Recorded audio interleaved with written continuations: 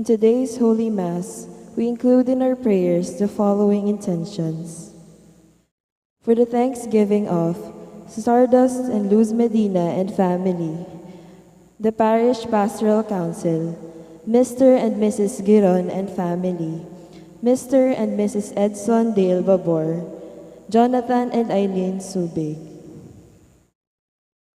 For the birthday thanksgiving of Grace Mamawal, Lindsay Pabalan, EJ Gabriel Galang, and Joshua Kiel Castro.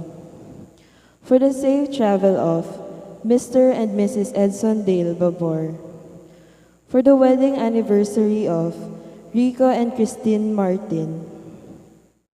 For the special intentions of Maria Alicia Salenga, Mary Manette Pineda, Family Paldeng, Joselito Garcia, Mariel Miranda, Remy Dungca and family, Walter and Irene Autencio, Alegre Yambao, Jerwin Alugue, Babor family, Rico Calilong, Teting and Eugene Yuperio and family.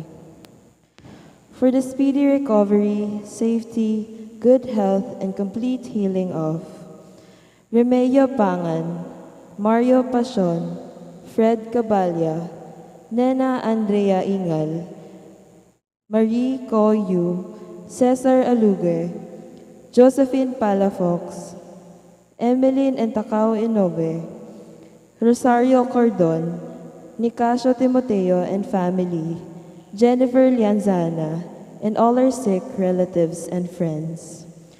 For the guidance and protection of the Holy Spirit, for the family of Annie Razon, and the family of Antonio and Josefina Guevara.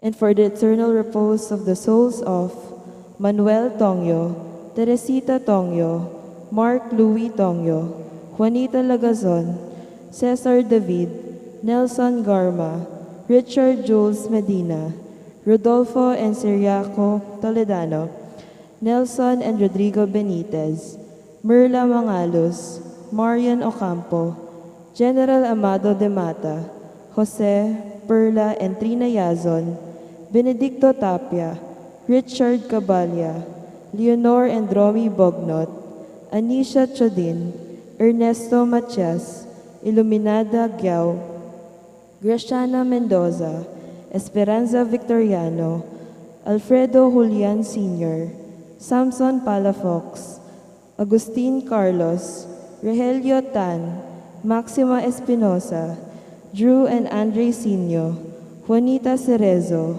Christopher Angeles, Julieta Soto, Aurora Sangalang, Mauricio Lozano, Irma Pugiligan, Serafino Lerit, and all poor souls in purgatory.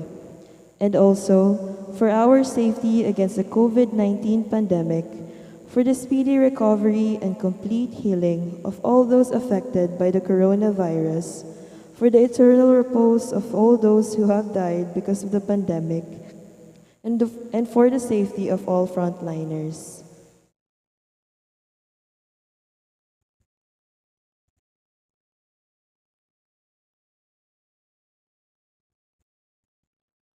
We all kneel for the Oratio Imperata.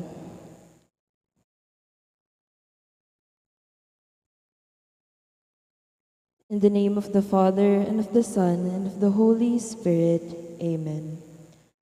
Merciful and compassionate Father, we confess our sins, and we humbly come to you to find forgiveness and life. We come to you in our need to seek your protection against the COVID-19 virus that has disturbed and claimed many lives. We ask you now to look upon us with love, and by your healing hand, dispel the fear of sickness and death, restore our hope, and strengthen our faith. We pray that you guide the people tasked to find cures for this disease and to stem its transmission.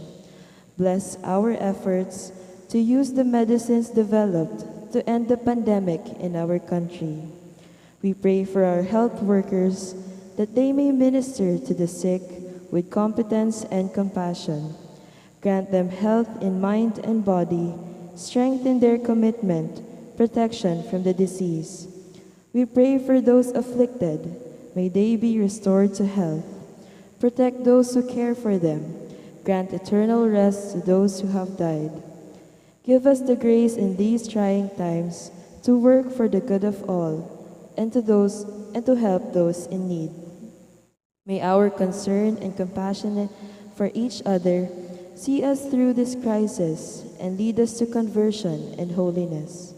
Grant all these through our Lord Jesus Christ, your Son, who lives and reigns with you in the unity of the Holy Spirit, God, forever and ever. Amen. We fly to your protection, O Holy Mother of God. Do not despise our petition and our necessities, but deliver us always from all dangers, O glorious and blessed Virgin. Amen. Virgen de los Remedios, health of the sick, pray for us. Saint Joseph, pray for us. Saint Raphael the Archangel, pray for us. Saint Jude Thaddeus, pray for us. Saint Roque, pray for us. San Lorenzo Ruiz, pray for us. San Pedro Calungsod, pray for us. Santo Cristo del Perdón, have mercy on us. In the name of the Father, and of the Son, and of the Holy Spirit. Amen.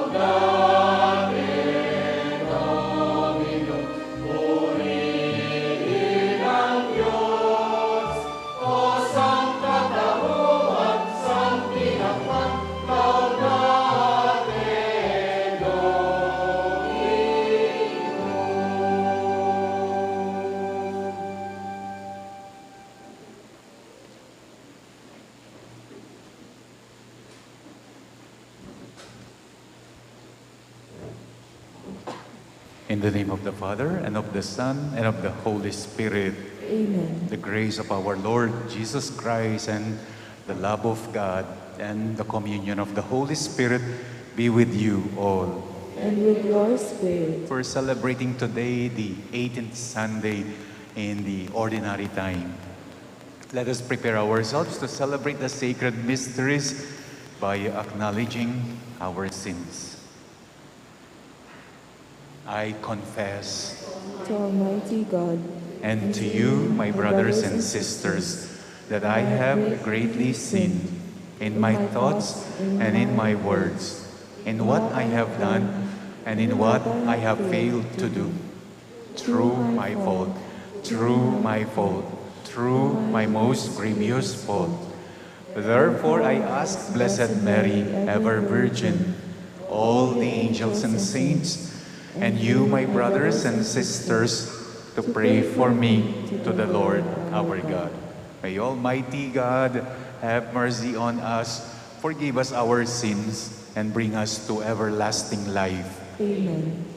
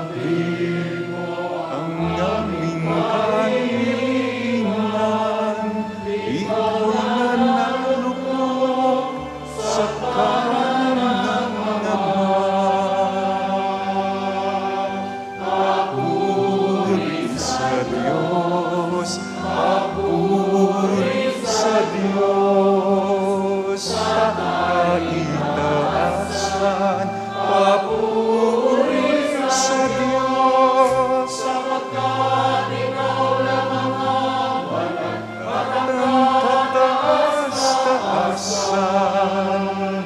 Ikaw ang Yesu Kristo ang Panginoon, kasama ng Espiritu Santo, sa kadakilaan ng Diyos Ama. Amen. Papuri sa Diyos, papuri sa Diyos, sa kaitaasan. Papuri sa Diyos, sa kaitaasan. Papuri sa Diyos. Let us pray. Draw near to your servants, O Lord, and answer their prayers with unceasing kindness, that for those who glory in you as their Creator and Guide, you may restore what you have created and keep safe what you have restored. Through our Lord Jesus Christ, your Son, who lives and reigns with you in the unity of the Holy Spirit, God, forever and ever. Amen.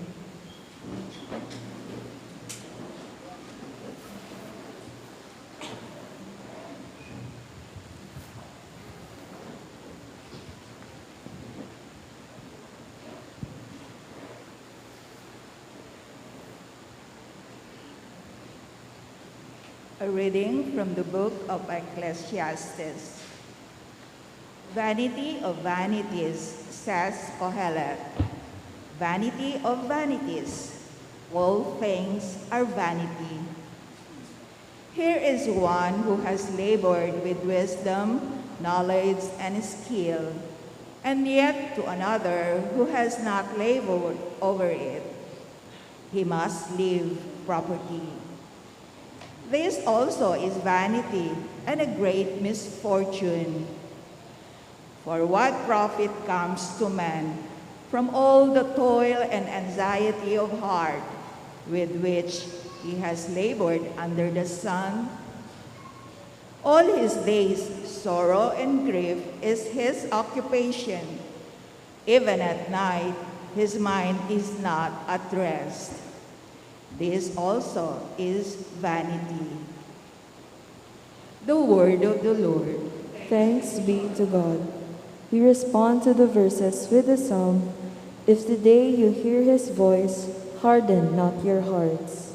If today you hear his voice, harden not your hearts.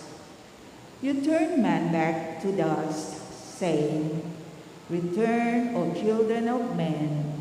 For 1,000 years in your sight are as yesterday, now that it is past, or as a watch of the night."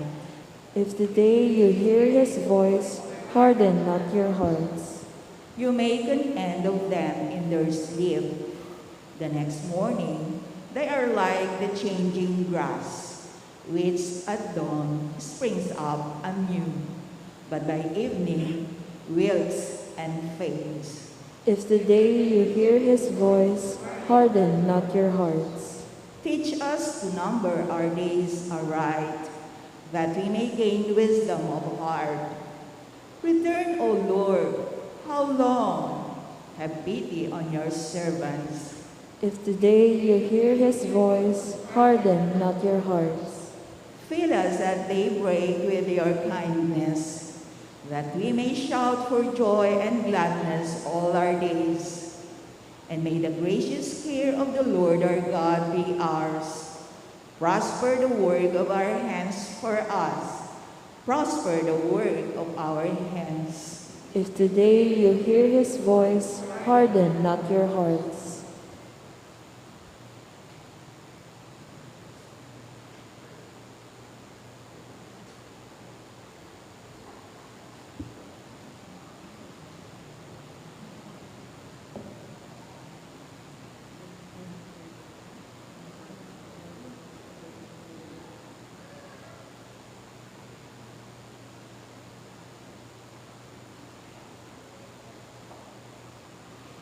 A reading from the letter of St. Paul to the Colossians. Brothers and sisters, if you were raised with Christ, seek what is above, where Christ is seated at the right hand of God. Think of what is above, not of what is on earth. For you have died, and your life is hidden with Christ in God. When Christ, your life, appears, then you too will appear with him in glory. Put to death, then, the parts of you that are earthly: immorality, impurity, passion, evil desire, and that greed that is idolatry. Stop lying to one another, since you have taken off the old self with its practices, and have put on the new self, which is being renewed for knowledge in the image of its Creator. Here there is not Greek and Jew, circumcision and uncircumcision, barbarian, Scythian, slave, free, but Christ is all and in all. The word of the Lord. Thanks be to God. We all rise to honor the Holy Gospel.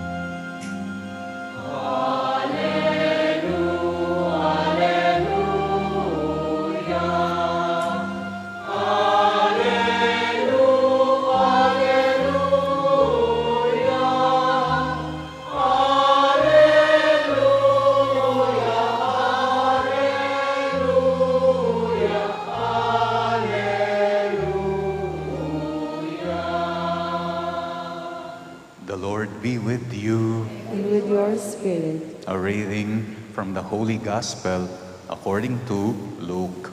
Glory to you, O Lord.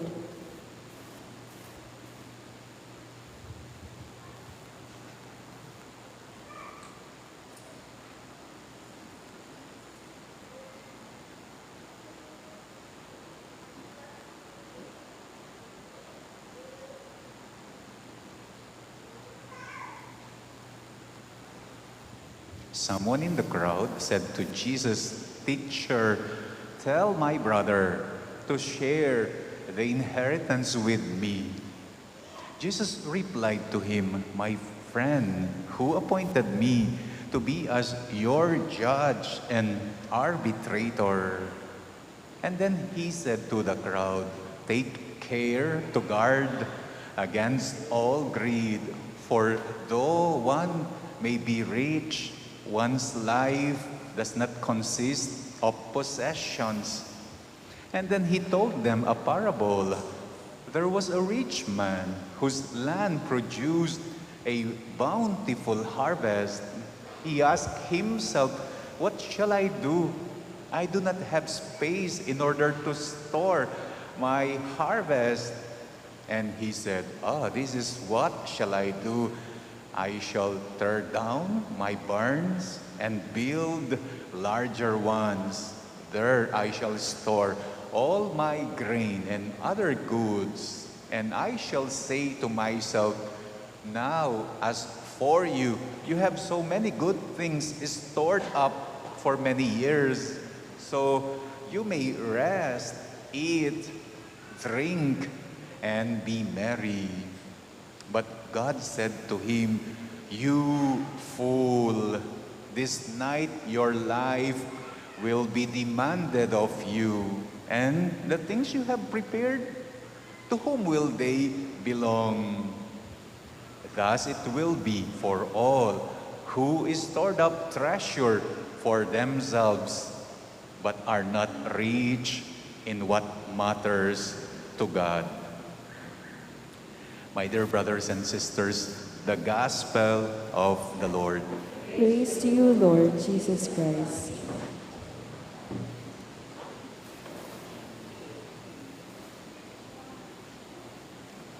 Merong isang kantang sumikat in the 60s. Actually po, sa listahan ng mga greatest songs of all time, rank number 2 siya. Ang title ng kanta, I Can't Get No Satisfaction. I can't get no satisfaction. Yun po yung tono niya.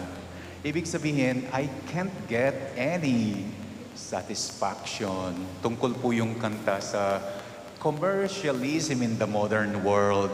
Tungkol sa obsession sa consumer culture in the modern world. As well as tungkol sa kakulangan ng kakayahan ng modern world in order to satisfy a young man who had grown tired.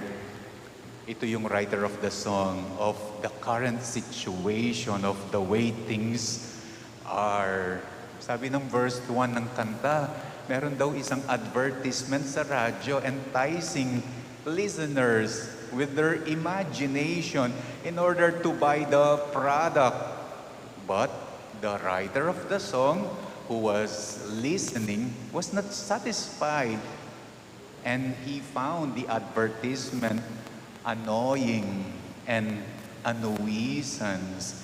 Instead na masatisfy siya sa pinagbibili niyang produkto, nainis pa yung writer of the song at nabuwisit. Hindi siya nasiyahan, hindi siya nasatisfied.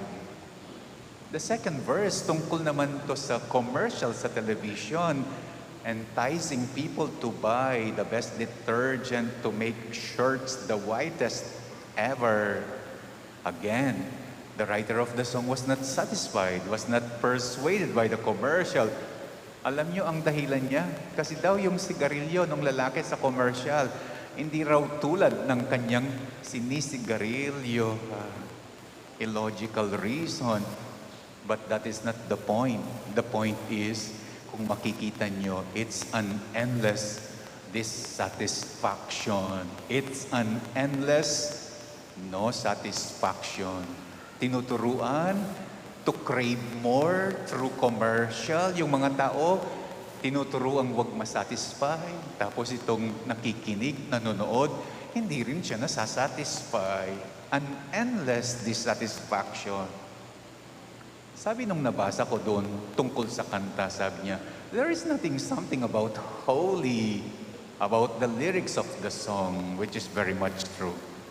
Pero alam niyo ba, it sums up the point of the gospel for today. Kuhang-kuha niya ng kanta ang punto ng ating ebanghelyo ngayon. Kaya nga ba, ano ang paalala ng Panginoong Jesucristo sa ebanghelyo ngayon? Sabi niya, take guard against greed in all its form. Sabi niya, avoid greed in all its form. Greed, excessive desire, labis-labis na pagnanasa to accumulate wealth, to accumulate material possessions. Bakit ang utos ng Panginoon ngayon is iwasan ang kasakiman in all its form? Dahil daw, greed creates anxiety. Yeah.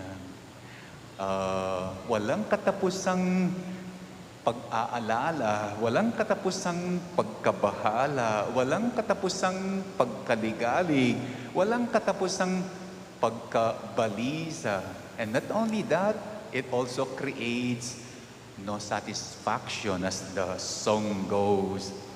Avoid greed, sabi ng Panginoong Jesucristo sa Ebanghelyo, dahil daw it is the greed that pushes us to accumulate more and more and more, to get more and more and more. Kaya nga no satisfaction. At dahil no satisfaction, it creates anxiety. Dami mong inaalala, karakal mo, pikaganakan, karakal mo, isipan. Avoid greed in all its forms, sabi ng Panginoong Jesucristo sa Ebanghelyo. Dahil daw greed creates the illusion that wealth is life. Yan ang isang pangit na ginagawa sa atin ng kasakiman.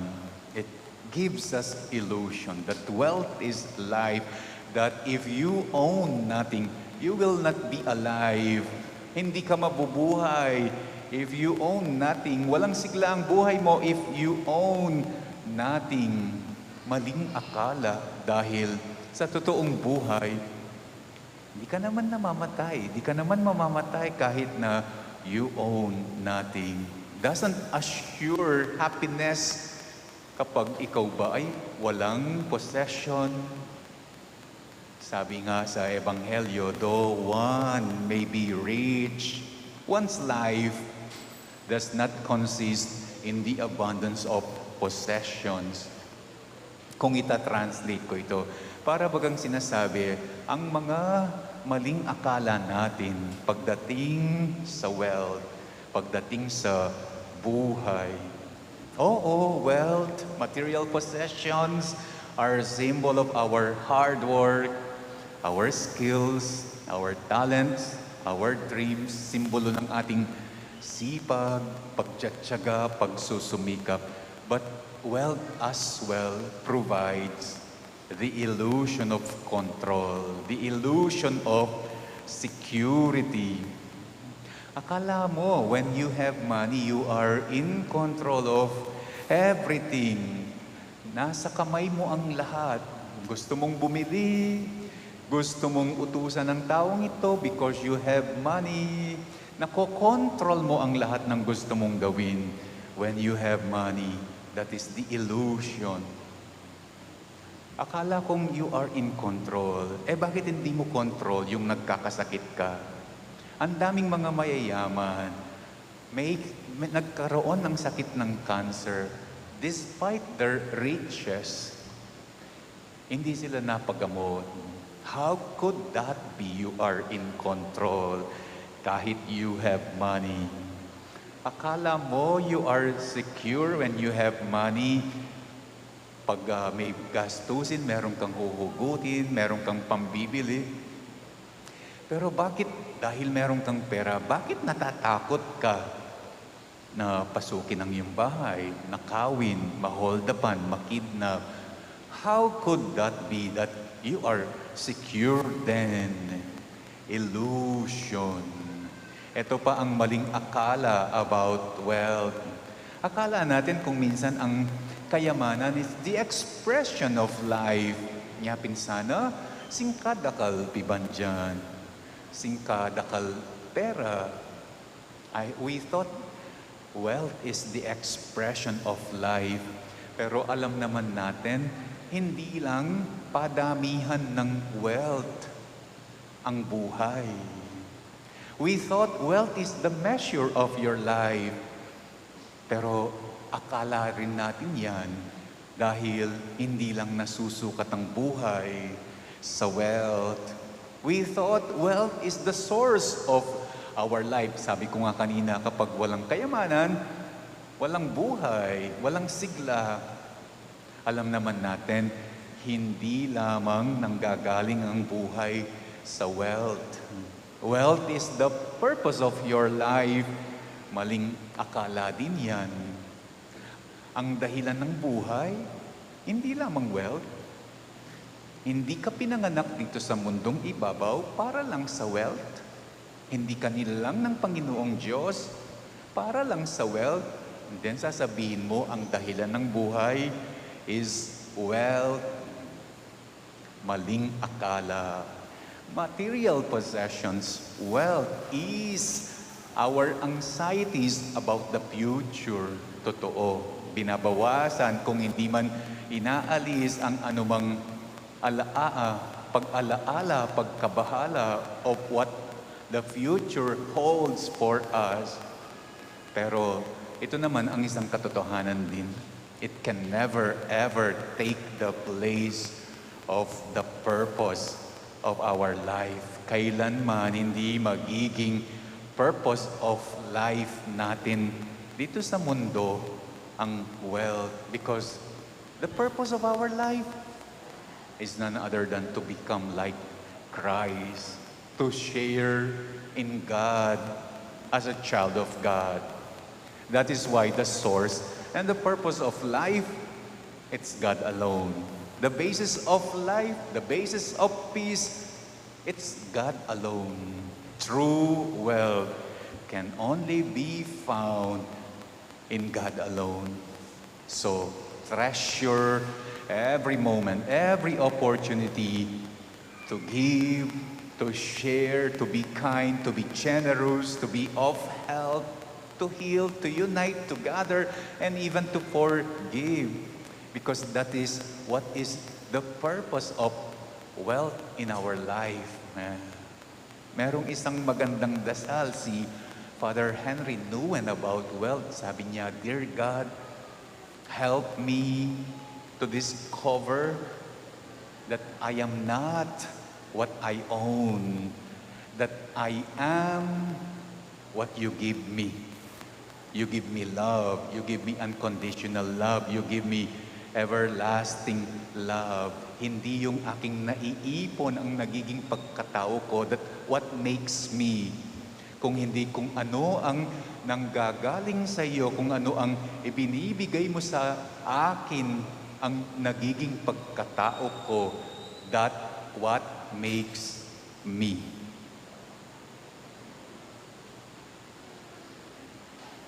I believe in one God, the Father Almighty, maker of heaven and earth, of all things visible and invisible. I believe in one Lord Jesus Christ, the only begotten Son of God, born of the Father before all ages, God from God, light from light, true God from true God, begotten, not made, consubstantial with the Father. Through him all things were made. For us men and for our salvation, he came down from heaven, and by the Holy Spirit was incarnate of the Virgin Mary and became man. For our sake, he was crucified under Pontius Pilate. He suffered death and was buried, and rose again on the third day in accordance with the Scriptures. He ascended into heaven and is seated at the right hand of the Father. He will come again in glory to judge the living and the dead, and his kingdom have no end. I believe in the Holy Spirit, the Lord, the giver of life, who proceeds from the Father and the Son, who with the Father and the Son is adored and glorified, who has spoken through the prophets. I believe in one holy, Catholic, and Apostolic Church. I confess one baptism for the forgiveness of sins, and I look forward to the resurrection of the dead and the life of the world to come. Amen. O God, you alone suffices. We put our trust in your loving kindness and providence. With humility and faith, we pray, Listen to the prayer of your church, Lord. Listen to the prayer of your church, Lord.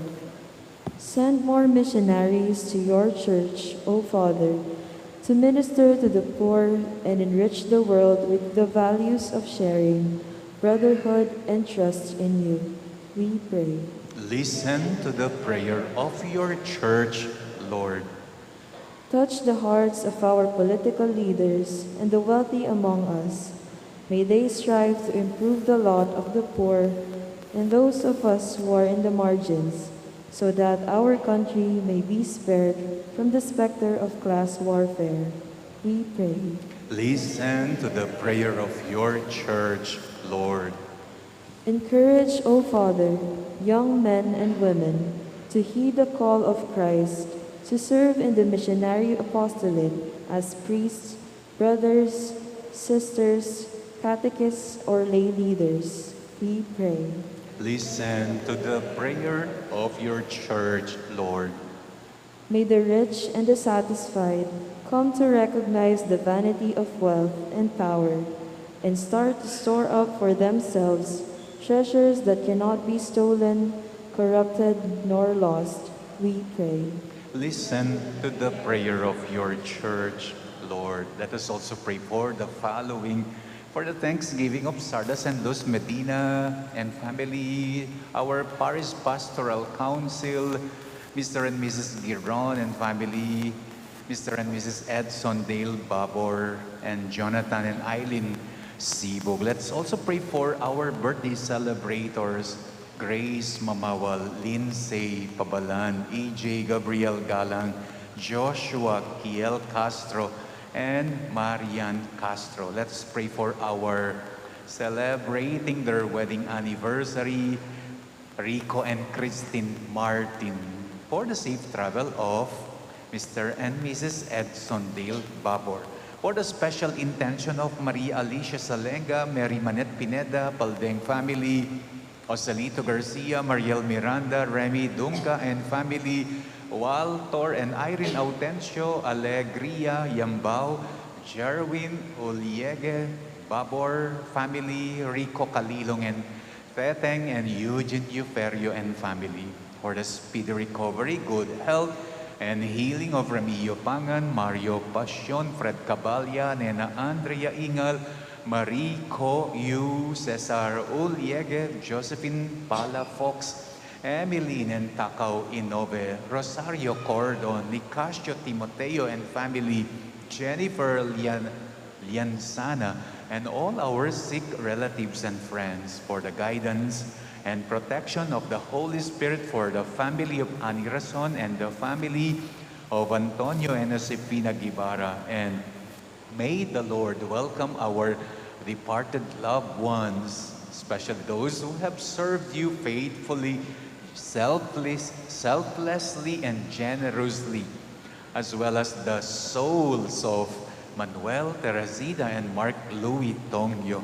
Juanita Lagason, Cesar David, Nelson Garman, Richard Jules Medina, Rodolfo and Siriaco Toledano, Nelson and Rodrigo Benitez, Merla Mangalos, Marian Ocampo, Amado de Mata, Jose Perla and Trina Yason, Benedicto Tapia, Richard Cabalya, Leonor and Romy Bognot, Anicia Teodin, Ernesto Matias Iluminada Giao, Graciana Mendoza, Esperanza Victoriano, Alfredo Julian Senior, Samson Palafox, Agustin Carlos, Rogelio Tan, Maxima Espinosa, Drew and Andre Sinio, Juanita Cerezo, Christopher Angeles, Julieta Soto, Aurora Sangalan, Mauricio Lozano, Irma Pagiligan, and Zeferino Lerit, and all the poor souls in purgatory. Let's also pray for our own safety against COVID, safety for all our frontliners, speedy recovery of all those with COVID right now, and eternal repose of all those who die because of the pandemic. We pray. Listen to the prayer of your church, Lord. Let us pray for our own personal intention and the concern in our community.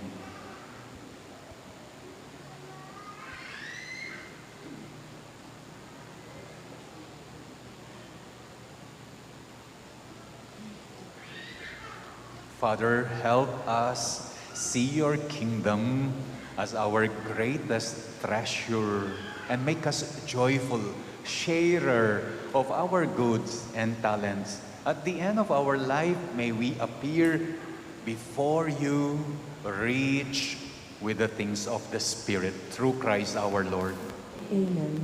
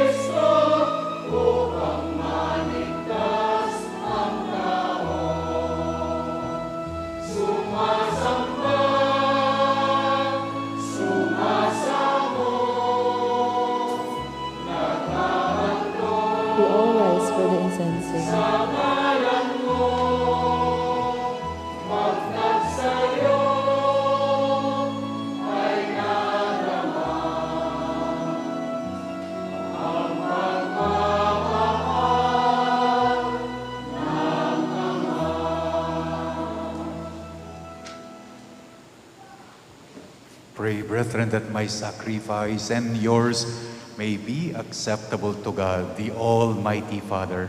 May the Lord accept the sacrifice at your hands for the praise and glory of his name, for our good and the good of all his holy church. Let us pray. Graciously sanctify these gifts, O Lord, we pray, and accepting the oblation of this spiritual sacrifice, make of us an eternal offering to you. Through Christ our Lord. Amen. The Lord be with you. And with your spirit. Lift up your hearts. We lift them up to the Lord. Let us give thanks to the Lord our God.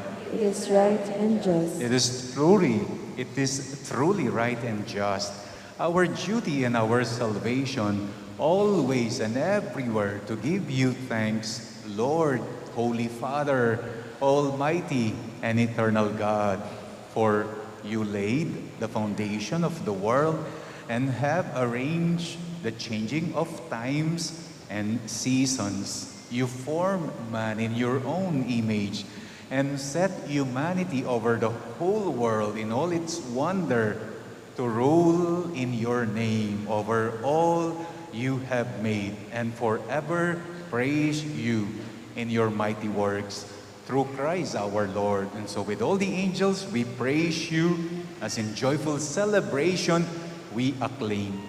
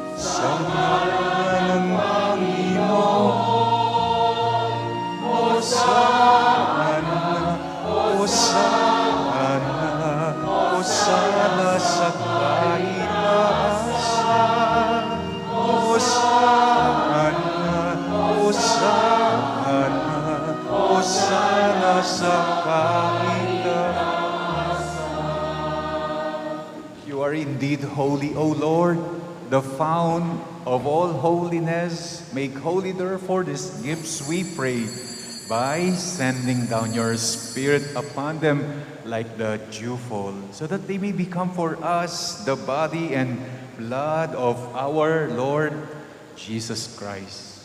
At the time he was betrayed and entered willingly into his passion, he took bread and, giving thanks, broke it and gave it to his disciples, saying, "Take this, all of you, and eat of it. For this is my body, which will be given up for you."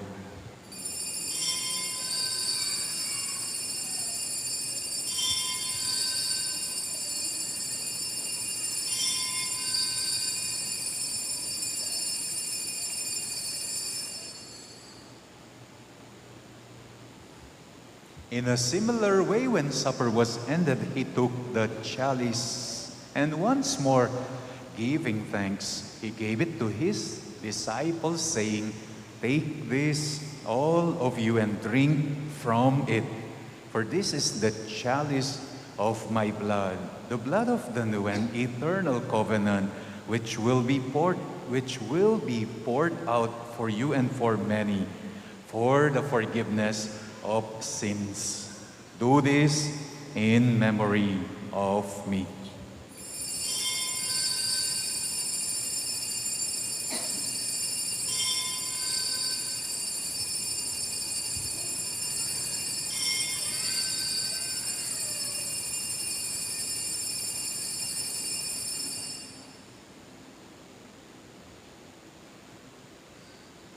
The mystery of faith.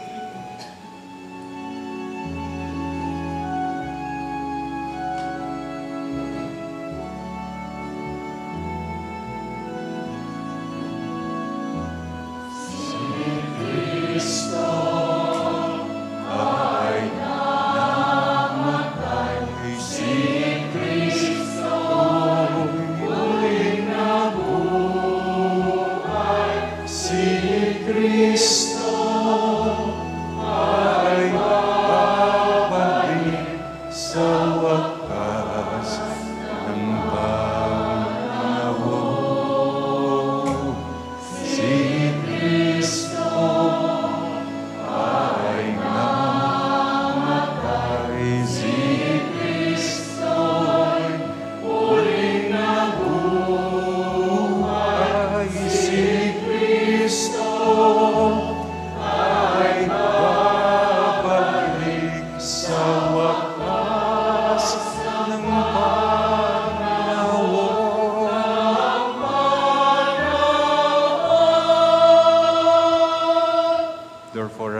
celebrate the memorial of his death and resurrection, we offer you, Lord, the bread of life and the chalice of salvation, giving thanks that you have held us worthy to be in your presence and minister to you.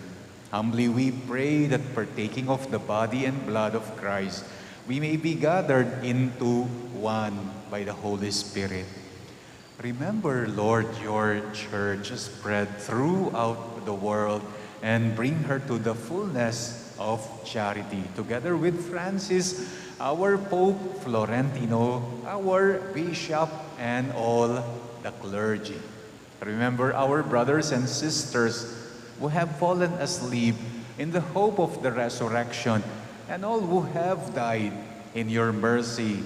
Welcome them into the light of your face, especially the souls that we are praying in this Mass. Have mercy on us all. We pray that with the Blessed Virgin Mary, Mother of God, with Blessed Joseph, her spouse, with the blessed apostles, and with all the saints who have pleased you throughout the ages, we may merit to be co-heirs to eternal life, and may praise and glorify you through your Son, Jesus Christ. Through him, and with him, and in him, O God, Almighty Father, in the unity of the Holy Spirit, all glory and honor is yours forever and ever.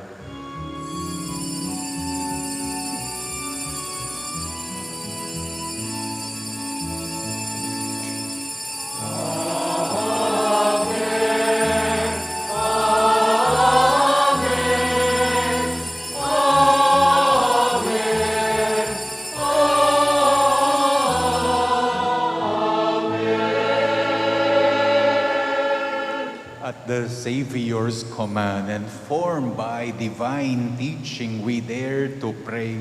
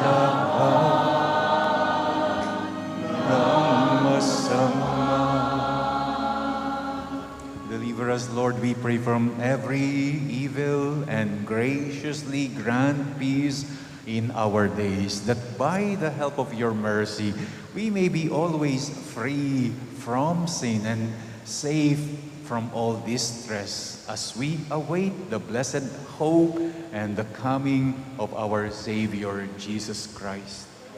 For the kingdom, the power, and the glory are yours, now and forever. Lord Jesus Christ, who said to your apostles, "Peace I leave you, my peace I give you," look not on our sins, but on the faith of your church, and graciously grant her peace and unity in accordance with your will, who live and reign forever and ever. Amen. The peace of the Lord be with you always. And with your spirit. Let us now offer each other the sign of peace.